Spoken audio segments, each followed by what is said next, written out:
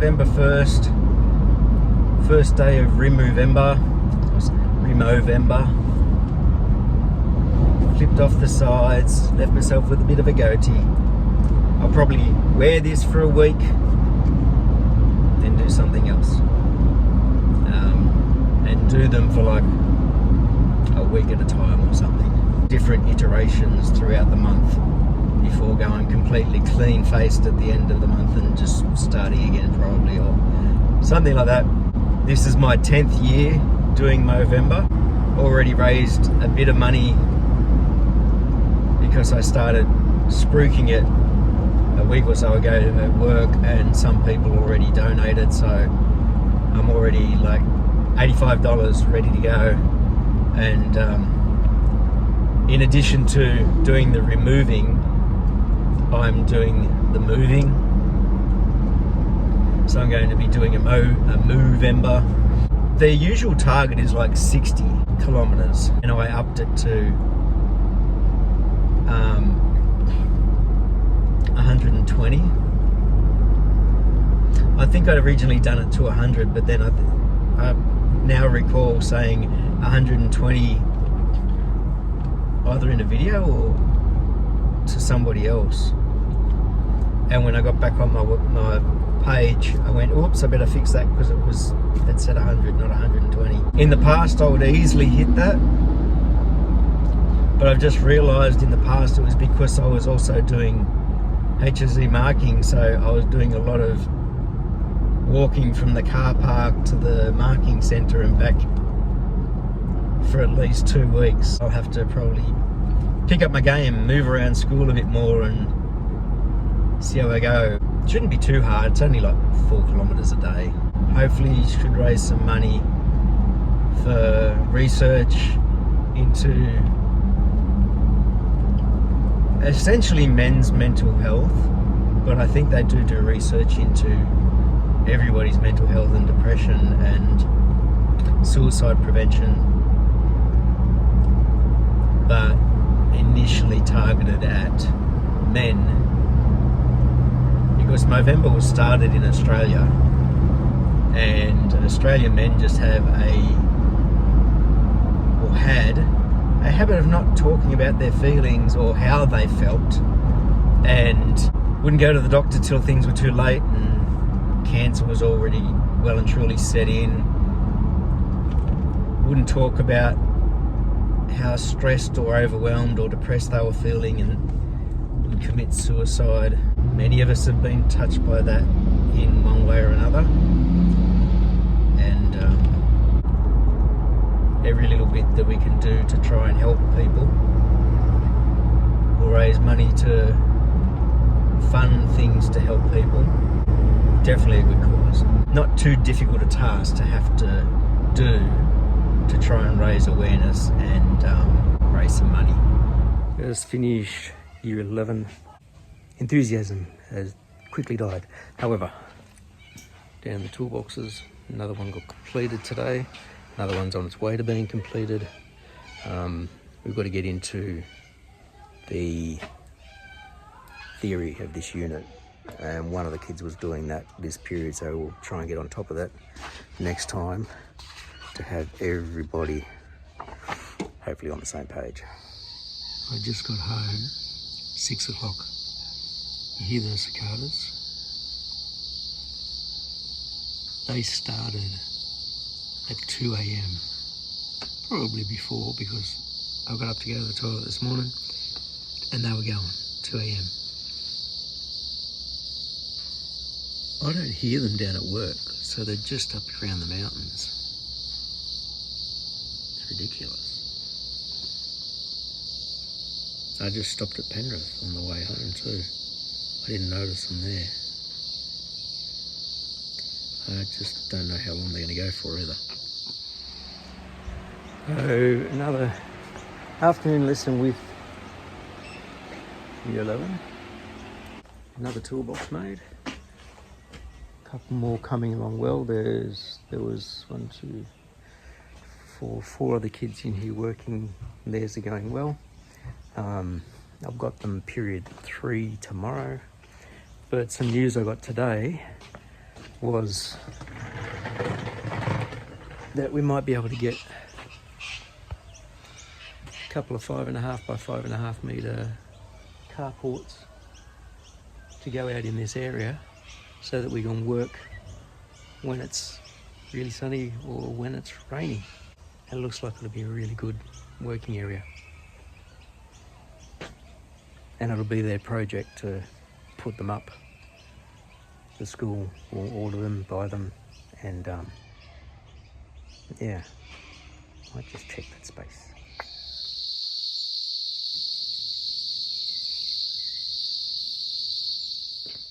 Right, another Year 11 lesson. This one was really productive. I joked with the kids that they're doing an 80% on me, and they said, what? And I said, well, we had 80% of the class here yesterday. We've got 80% of the class here today, and it's different people. So they're tag teaming the 80%. Toolboxes, there's 8 there, 2 to be completed. One here still needs to put the dowels in the handle. He was here yesterday, not here today. So that's where I was talking about the 80%. Working really well with that. And task 4 is a group project, which it's not so much that they need to build something, they need to be able to take measurements, work out a site plan, which those carport things for out here could be perfect. And what I'm looking at for out here is one will fit perfectly over that space there. Like from the fence to there is roughly 5.5 metres, and from the back of it to the front is roughly 5.5 metres, so that'd be one carport. Then put another one over in this little cutout area, would come out probably about halfway along the ramp, which means I could then run a shade cloth from the edge of that up to the eave of here, so we can have shade over the ramp area, which, like, it's really hot right now. And then this area right here, just where the door is, might be the only open area. They could then do a group project of making a little cover over the door. Anyway, that's going to be really helpful in terms of working rain, hail or shine type thing. They're only 2.1 metres underneath them, so 7 feet. None of my kids are that tall, but it's pretty much the same as what I've got at home, and you can reach up and touch the framing. But that will allow for a lot more sort of space, because I could even set up little benches out there, which is what I've wanted to do, but you don't want to get them ruined.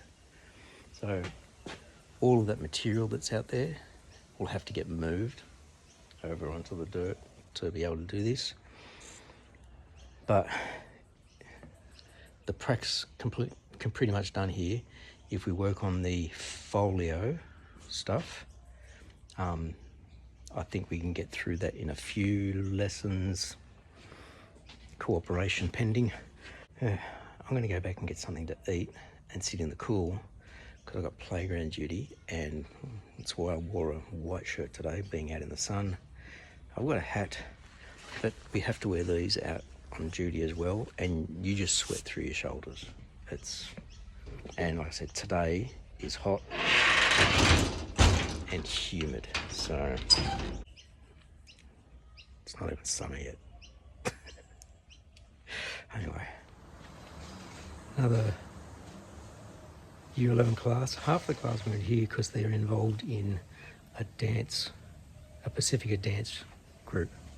I don't know whether it's a competition or whether it's just a big gathering of different schools, apparently 20 schools involved, and it's going to be on a Saturday in about a week and a half's time or something, 2 weeks' time. I was missing 4 kids that way. The others were here, except for one of the girls. 8 toolboxes done. The 2 girls are the only ones who need to finish, and theirs are there, so you can see one that's almost done. She got stalled because the box of nails ran out, and the box of nails ran out because one of the boys went nuts putting nails in his job. So instead of having 3, he had 9 in a side and that sort of stuff. Anyway, so I spent a bit of time on the laptop with trying to get work placement organised. Our workplace organisers told us that a lot of the work placements now are factory based, but then they are like kitchen installers, frame builders, stair builders, and they'll do stuff in the factory and then go out on site. The kids don't need the white card to be in the factory, just to go outside on site. So they said, well, we'll just keep them in-house rather than sending them out on site for this week. So that means that all of my kids can go out. So I'm trying to get them out. Not a lot of them take more than 1 student. Turns out there was only one that was offering 2 places. Another one offered an extra one because I requested it. So the 2 girls can go out together. One of the other boys is a bit iffy about going out on his own and about travel. Some of the others are just going gung-ho now that they know they can go out, so they're going to go out. Now my trouble is, of the ones that are left, they're not really close. So if the students aren't willing to do the travel, that's going to be an issue. So I'm going to see if we can get another one off another school in the coming weeks and go from there.